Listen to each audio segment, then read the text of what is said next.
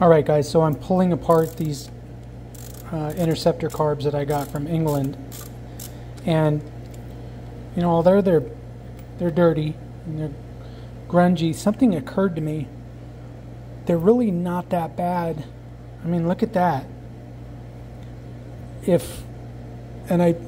pretty sure, I mean, it's got some stuff.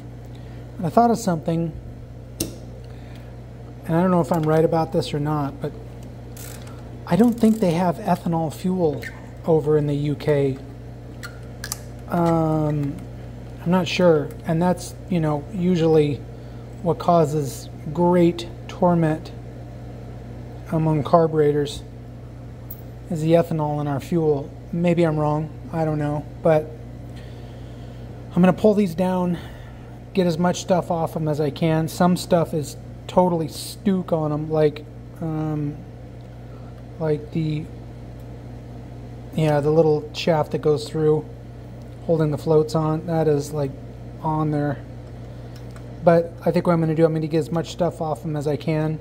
All the float plungers are stuck, the little plungers are stuck, so strip them down the best I can and then throw them in the ultrasonic and then take them out. Hopefully that'll break loose. I already got the butterflies to break loose. Choke is still stuck. Well, last time I tried it, it was, hold on, yeah. I don't want to flex on that too much. So get them in the ultrasonic for the first go around, and then hopefully I'll be able to pull off the floats. And then the choke, this time around,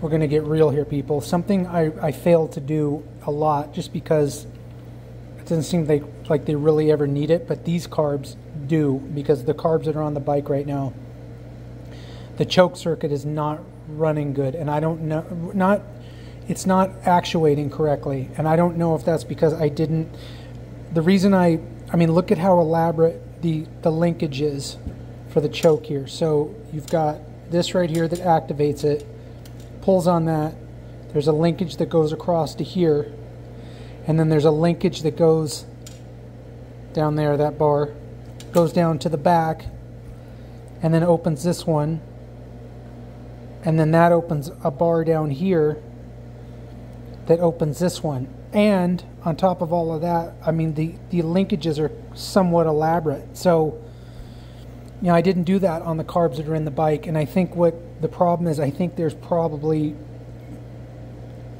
scunge in here that's keeping them from moving. So I'm going to have to do that on these, and I'm just going to have to take a lot of pictures because I don't, and I think I'm going to have to de-rack these carbs because broken vent pipe right here, and I don't think these can operate.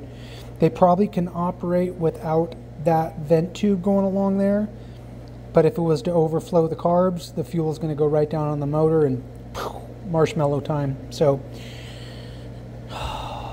stay tuned, my friends.